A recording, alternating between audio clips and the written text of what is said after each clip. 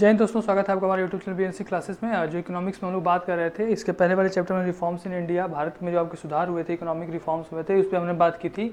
आज हम लोग नया चैप्टर स्टार्ट कर रहे हैं आपका इन्फ्लेशन, मुद्रास्फीति। ठीक है। देखिए, इन्फ्लेशन एक ऐसा टॉपिक है, हम हमारे लाइफ में day by day to day daily हम लोग मतलब महंगाई की मार झेलते हैं। मतलब कह सकते हैं कि महंगाई आपका जो हर समय आपका महंगाई जो है वो बढ़ता ही रहता है। अभी आप रिसेंटली देख ही रहे हैं महंगाई की मार कितनी मतलब ज़्यादा है आज के समय में। पेट्रोल डीजल जो भी चीज़ें हैं वो, पेट्रोल आज के समय में 100 रुपये पार कर गया है। तो महंगाई मतलब कह सकते हैं कि अपनी चरम सीमा पर है।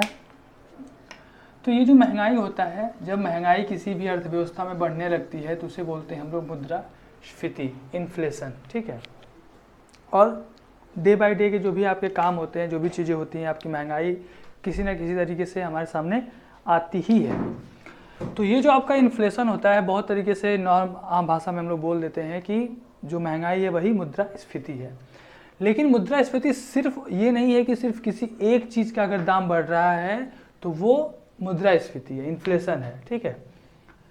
चीज़ों का लगातार सतत रूप से, ठीक है, कंटिन्यूअस अगर चीज़ों का दाम बढ़ रहा है, इंक्रीज कर रहा है, तो वो आपका मुद्रास्फीति है, यानी कि आपका इन्फ्लेशन है। ठीक है।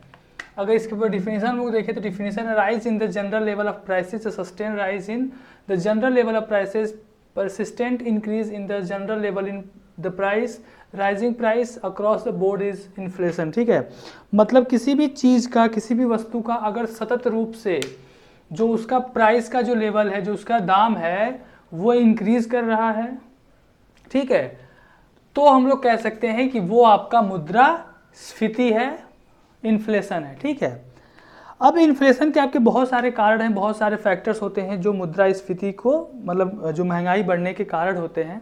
एक तो आपका समय है, ठीक है, क्योंकि समय भी आपका एक बहुत इंपॉर्टेंट फैक्टर होता है। समय के साथ चीज़ें महंगी होती ही हैं। इसके अलावा और भी बहुत सारे फैक्टर्स होते हैं, उस पर हम लोग बात करेंगे। तो एक आपका हो गया मुद्रास्फीति, दाम का बढ़ना, इंक्रीज करना, प्राइस इंक्रीज करता है, उससे हम लोग मुद्रास्फीति। इसके अलावा दो और भी इसके हैं। जब मुद्रास्फीति यानी कि दाम, प्राइस एक तो आपका राइज होगा, बढ़ेगा। एक होता है जब आपका प्राइस डिक्रीज करता है, जब प्राइस आपका नीचे जाता है, तो आम भाषा में तो हम लोग इसे बोल दे सकते हैं कि मुद्रास्फीति बढ़ी है, मुद्रास्फीति घटी है। इकोनॉमिक्स के लैंग्वेज में दो वर्ड दिए गए हैं आपके, इन्फ्लेशन और डिफ्लेशन। ठीक है। अपस्फीति और आपका अवस्फीति। ठीक है। देखिए, डिसइन्फ्लेशन और डिफ्लेशन दोनों का मतलब वही है, जब प्राइस डिक्रीज करते हैं, यानी कि आपका कह सकते हैं कि मुद्रास्फीति घटना, तो उससे हम लोग दो टर्म यूज करते हैं, डिसइन्फ्लेशन और डिफ्लेशन। ठीक है। देखिए, आपका जो डिसइन्फ्लेशन है, ये किसी भी इकोनॉमी के लिए मतलब कह सकते हैं कि जब आपका डिसइन्फ्लेशन होता है, अगर ये इस तरह से अगर पैसे का मतलब डिक्रीज कर रहा है, पैसा घट रहा है, तो जो आपके कंज्यूमर होते हैं, जो आपके उपभोक्ता होते हैं, उनके लिए ये बहुत ही बढ़िया है। ठीक है। उनको ये फायदा पहुंचता है इसके माध्यम से। लेकिन अगर डिफ्लेशन, अगर इस तरीके से अगर आपका जो मुद्रास्फीति की दर अगर नीचे जा रही है, डिफ्लेशन हो रहा है, यानी कि आपकी अवस्फीति हो रही है, तो ये किसी भी इकोनॉमी के लिए ठीक नहीं होता है। ठीक है। इसके वजह से रिसेशन, आपका मंदी और आपका जीडीपी का जो ग्रोथ है, वो सब मतलब जो आपका ग्रोथ रेट है उसमें इफेक्ट पड़ता है। तो ये आपका कह सकते हैं कि ये आपका पॉजिटिव है और ये आपका नेगेटिव है। ठीक है। तो ये आपका, और नॉर्मल भाषा में तो उसे वैसे ही बोल दिया जाता है कि मुद्रास्फीति बढ़ रही है, मुद्रास्फीति घट रही है। अगर प्राइस नीचे जा रहा है तो मुद्रास्फीति आपका डिक्रीज कर रही है, अगर आपका प्राइस ऊपर जा रहा है तो मुद्रास्फीति आपका इंक्रीज कर रहा है। अब हम लोग बात करें कि मुद्रास्फीति जो है आपका, यानी कि जो आपका इन्फ्लेशन है, उसे द रेट ऑफ इन्फ्लेशन मुद्रास्फीति की जो दर है, उसे आपका दो तरीके के लेवल, उसे एक तो आपका जो आपका मेजर किया जाता है वो आपका प्राइस इंडिसेस पे। ठीक है। प्राइस इंडिसेस, ठीक है, इंडेक्स का प्लूरल है इंडिसेस। ठीक है। जो आपका मूल्य सूचकांक होता है, उसके आधार पे आपका इन्फ्लेशन जो होता है, आपकी जो मुद्रास्फीति होती है, उसको मेजर किया जाता है। ठीक है। और ये आपके दो प्रकार के, एक आपका होता है होलसेल प्राइस इंडेक्स और एक आपका होता है consumer price index CPI WPI, ठीक है। होलसेल प्राइस इंडेक्स मतलब आपका जो आपका थोक है, थोक प्राइस इंडेक्स, और एक आपका कंज्यूमर प्राइस इंडेक्स, इस दो लेवल पे आपका बांटा जाता है, ठीक है।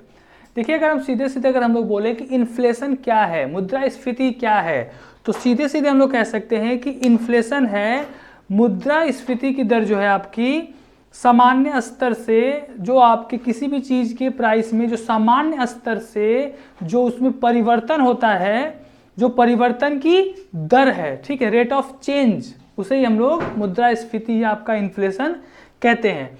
अब मुद्रास्फीति को अगर हम लोग मेजर करें तो उसका फार्मूला है आपका रेट ऑफ इन्फ्लेशन, यानी कि मुद्रास्फीति की दर किसी भी साल के लिए। तो मान लीजिए ईयर एक्स, जो आपका प्राइस लेवल है उस साल में वो, और माइनस कर देंगे प्राइस लेवल उसके एक साल पहले का, ठीक है। देखिए जो भी इन्फ्लेशन आपका हम लोग कभी भी मेजर करते हैं तो दो कंटिन्यूअस ईयर को एक साथ लेकर मेजर किया जाता है, ठीक है, दो कंसेक्यूटिव ईयर के साथ मेजर किया जाता है, ठीक है। जैसे मान लीजिए अभी का हम लोग पता करें तो 2020-21 को साथ में लेके तब हम मुद्रास्फीति की दर, ठीक है, क्योंकि पिछले आप किसी भी चीज़ के जब महंगाई को कंपेयर करेंगे तो पिछले समय के अनुसार ही तो महंगाई को कंपेयर करेंगे। तो इन्फ्लेशन को हम जब मेजर करते हैं तो दो कंसेक्यूटिव ईयर को एक साथ लेके मेजर करते हैं, ठीक है। तो प्राइस लेवल जो आपका इस साल है उसमें से माइनस कर देंगे प्राइस लेवल जो आपका पिछले साल था, ठीक है, और डिवाइड कर देंगे प्राइस लेवल जो पिछले साल था ईयर x -1 और 100 से मल्टीप्लाई कर देंगे। ये आपका फार्मूला है रेट ऑफ इन्फ्लेशन किसी भी साल का पता करने के लिए, ठीक है। अब जो आपका इन्फ्लेशन जो मेजर किया जाता है इसे पॉइंट टू पॉइंट मेजर करते हैं, ठीक है। एक आपका होता है मतलब एनुअल लेवल पे, एनुअल लेवल पे जब हम इसे करते हैं तो कोई भी रेफरेंस डेट, जैसे मान लीजिए एनुअल लेवल, तो सालाना स्तर पे हम मेजर करते हैं तो ये जनवरी से जनवरी के बीच में दो कंसेक्यूटिव ईयर्स को लेकर हम लोग मेजर करते हैं। तो 1 जनवरी से इस साल अगर मान लीजिए 1 जनवरी 2020, तो अगला आपका जो 2021 का आ जाएगा 1 जनवरी 2021, इसके बीच में हम लोग मेजर करेंगे, ठीक है। एक साल का मतलब 1 जनवरी 2020 से लेके 31 दिसंबर 2020 के बीच का जो आपका होगा समय, ये नहीं लिया जाएगा, ये आपका लिया जाएगा दो कंसेक्यूटिव। तो 1 जनवरी 2020 से अगर हम शुरू करेंगे तो 1 जनवरी 2021, मतलब दो कंसेक्यूटिव ईयर, और 1 जनवरी से 1 जनवरी के बीच में लिया जाता है, ठीक है। ये याद रखिएगा, इंडिया में 1 जनवरी से 1 जनवरी के बीच में।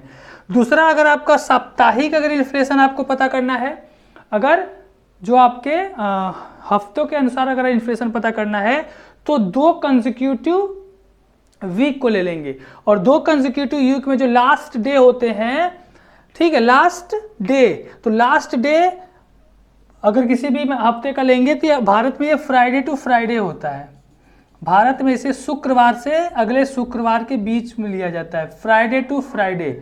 तो फ्राइडे यानी शुक्रवार को 5 बजे के बाद, ठीक है, शाम के 5 बजे के फ्राइडे से लेके अगले शुक्रवार के 5 बजे शाम तक का जो समय होगा, इसके बीच का हम लोग इन्फ्लेशन पता करते हैं। वीक का अगर पता करना है तो भारत में पता करने का ये तरीका है, ठीक है, ठीक है। देखिए जो आपका इन्फ्लेशन, जो रेट ऑफ इन्फ्लेशन है, जो आपके महंगाई में जो आपकी बढ़ोतरी होती है, यानी कि जो मुद्रास्फीति की जो दर है, वो हर समय आपके मतलब समय समय के अनुसार बदलती रहती है। मतलब जो उसके कारक होते हैं, जो फैक्टर्स होते हैं, वो जो कारक होते हैं, जो फैक्टर होते हैं इन्फ्लेशन बढ़ाने के, वो अलग अलग समय में आपके अलग अलग थे, ठीक है। उनको हम लोग अलग अलग टाइम पीरियड के अनुसार उसे हम लोग देखेंगे। सबसे पहले आज हम लोग देखेंगे प्री 1970s, यानी 1970 के दशक के पहले जो आपके इन्फ्लेशन के क्या कारण थे, मुद्रास्फीति क्या कारण थे। पहला आपका कारण था डिमांड एंड पुल इन्फ्लेशन, ठीक है, डिमांड पुल इन्फ्लेशन, ठीक है। जो आपकी मांग है वो बढ़ने पर आपका जो इन्फ्लेशन था वो बढ़ता था, ठीक है। देखिए आप एक थ्योरी तो पढ़े ही होंगे इकोनॉमिक्स में, demand and supply, demand and supply, ठीक है। जो आपका मांग और आपूर्ति है, इसी पे आपका पूरा जो आपका कैपिटलिस्ट यानी कि जो मार्केट इकोनॉमी है वो आपकी पूरी की पूरी इसी पर डिपेंड है, ठीक है। अब देखिए अगर डिमांड और सप्लाई के बीच का जो बैलेंस है वो अगर बिगड़ा, डिमांड और सप्लाई के बीच का जो बैलेंस है अगर वो बिगड़ा तो इन्फ्लेशन बढ़ना तय है। ये 1970s के पहले का इन्फ्लेशन के कारण बता रहे हैं, ठीक है। तो ध्यान दीजिएगा, डिमांड और सप्लाई के बीच में अगर डिसबैलेंस हुआ तो इन्फ्लेशन बढ़ा। जैसे कि मान लीजिए अगर डिमांड ज़्यादा है, सप्लाई कम है तो भी प्रॉब्लम। अगर किसी चीज़ की सप्लाई ज़्यादा है, डिमांड कम है तो भी प्रॉब्लम। तो ये डिमांड और सप्लाई के बीच का जो मतलब जो डिसबैलेंस हुआ, जो प्रॉब्लम हुआ, जो इनके बीच का जो बैलेंस था, वो बिगड़ने की वजह से इन्फ्लेशन जो थी, मुद्रास्फीति जो थी, वो आपकी बढ़ जाती थी, ठीक है। डिमांड कैसे बढ़ेगा, किसी भी चीज़ का डिमांड कैसे बढ़ेगा? डिमांड बढ़ने के पीछे का कारण क्या होता है? डिमांड के पीछे का कारण ये होता है कि लोगों के पास ज़्यादा से ज़्यादा पैसे हो, यानी कि लोगों की परचेजिंग पावर अगर आपकी बढ़ेगी तो परचेजिंग पावर का मतलब ये होता है कि लोगों की डिमांड बढ़ेगी, ठीक है। परचेजिंग पावर अगर बढ़ेगी लोगों की तो सीधा सीधा मतलब है कि चीज़ों का डिमांड बढ़ेगा। और चीज़ों का अगर डिमांड बढ़ेगा, आप देखिए एग्जांपल है, जैसे मान लीजिए आप किसी भी जगह पे गए, एक आपका 1 किलोग्राम आपको आलू खरीदना है, ठीक है, पोटैटो मान लीजिए, और ये आपको आलू खरीदना है, और ये आप कम से कम मान लीजिए ये आपका 1 ही किलोग्राम आलू है और ये लास्ट है, ठीक है। अब यहाँ पे 3 लोग गए खरीदने के लिए, तीनों लोगों के पास खूब पैसा है। पहले ने कहा भैया हम 50 रुपये किलो खरीद लेंगे, दूसरा बोलेगा नहीं हम 60 रुपये देने को तैयार है, तीसरा बोला कि नहीं हम 70 देने को तैयार है, फिर पहला बोला नहीं भैया 80 हम देने को तैयार है। तो समझ रहे हैं ना, मतलब कि सप्लाई क्या है, सप्लाई वही है, यानी कि ये आपका जो आपूर्ति सप्लाई, यानी कि आलू क्या है, वही है, उतना ही है, यानी कि आपकी सप्लाई कम है, डिमांड बढ़ रहा है, लोगों के पास परचेजिंग पावर ज़्यादा है, डिमांड बढ़ रहा है, और डिमांड बढ़ने की वजह से अगर किसी भी चीज़ की सप्लाई कम है और अगर डिमांड ज़्यादा है, डिमांड अगर बढ़ रहा है तो सीधा सीधा समझ लीजिए कि महंगाई बढ़ेगी। यानी कि अगर लोगों के पास ज़्यादा पैसे आएंगे, परचेजिंग पावर ज़्यादा होगी, तो महंगाई का बढ़ना तय है, ठीक है। तो जो आपका डिमोनेटाइजेशन हुआ था, एक तरह से लोगों की परचेजिंग पावर को ही कम करना था, ठीक है, जिससे कि महंगाई कंट्रोल हो, लेकिन हुआ उल्टा, ठीक है। तो ये आप समझ गए। अब अगर किसी की डिमांड कम है, सप्लाई ज़्यादा है, अगर किसी भी चीज़ की सप्लाई ज़्यादा है और डिमांड कम है तो आपका कंपनियां घाटा में जाएंगी, ठीक है, लोग खरीदेंगे नहीं, सामान मार्केट में आएगा तो वो चीज़ें खराब होगी, तो ये भी आपकी इकोनॉमी के लिए बढ़िया नहीं है। तो आप पहला सीधे सीधे समझ रहे होंगे कि अगर किसी भी चीज़ का डिमांड बढ़ने का मतलब है और अगर सप्लाई वही की वही है तो आप सीधा समझ रहे हैं कि महंगाई बढ़ेगी। जैसे प्याज में क्या होता है, प्याज का हर समय महंगाई में का असर सबसे ज़्यादा प्याज पे क्यों पड़ता है? क्योंकि सबसे बड़ी बात क्या है, प्याज आपका जैसे स्टॉक कम होता है वैसे इसका डिमांड तो है ही, हमेशा डिमांड बना रहता है, तो महंगाई प्याज की जो आपका दाम है वो दिन पर दिन बढ़ता चला जाता है। वैसे ही पेट्रोल है, पेट्रोल दिन पर दिन दाम क्यों बढ़ता जा रहा है? क्योंकि उसकी डिमांड उतना है और सप्लाई जो है आपकी कम है।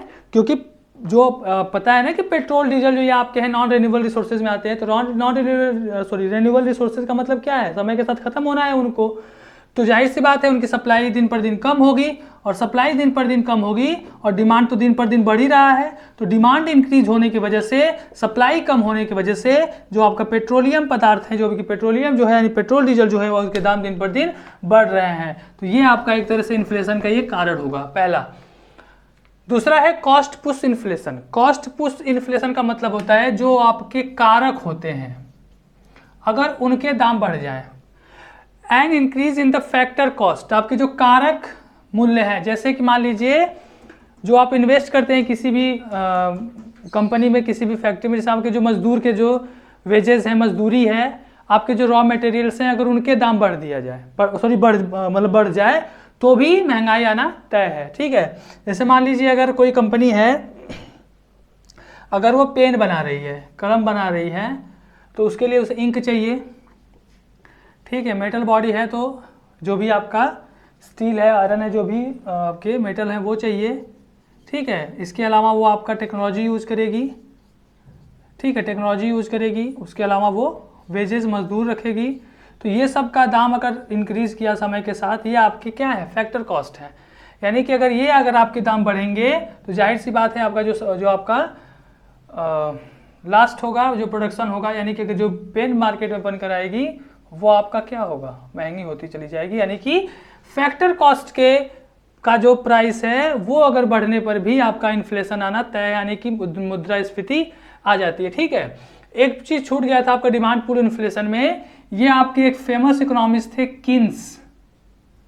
ठीक है, किन्स वादी विचारधारा, ये किन्स ने ये विचारधारा दी थी डिमांड पुल इन्फ्लेशन की। ठीक है, इसको कम करने के लिए सरकार क्या करती है, लोगों की परचेजिंग पावर को कंट्रोल करती है, लोगों की जो खरीदने की शक्ति है वो सरकार कम करती है, जिसकी वजह से ये डिमांड पुल इन्फ्लेशन जो है वो कम हो। इसके वजह से क्या करती है सरकार, टैक्स बढ़ा देती है, टैक्स बढ़ा देगी। ठीक है, और टैक्स बढ़ाएगी, लोगों के पास पैसे कम होंगे और फिर वो ये वाला जो प्रॉब्लम है ये खत्म हो जाएगा। दूसरा आपका जो कॉस्ट पुश इन्फ्लेशन है, इसमें सरकार क्या करती है, टैक्स घटा देती है।